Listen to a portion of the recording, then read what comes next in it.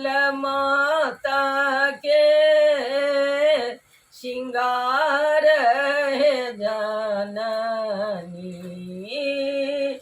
कोने फूल माता के श्रृंगार है जननी।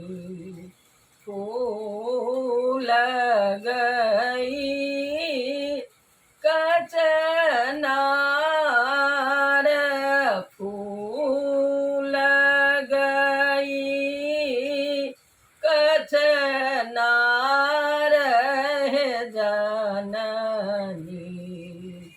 फूल गई कचनार, गेंदा फूल लाल, कनैला फूल पियर।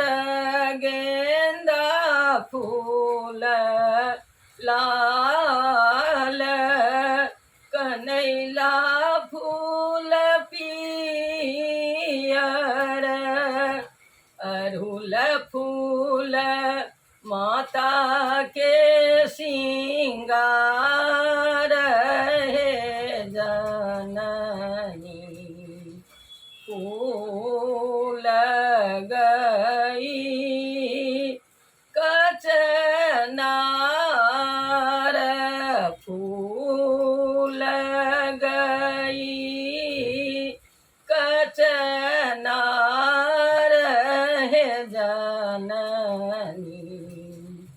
फूल गई कचनार, सिंह चढ़ल माता बने बन फिरथी।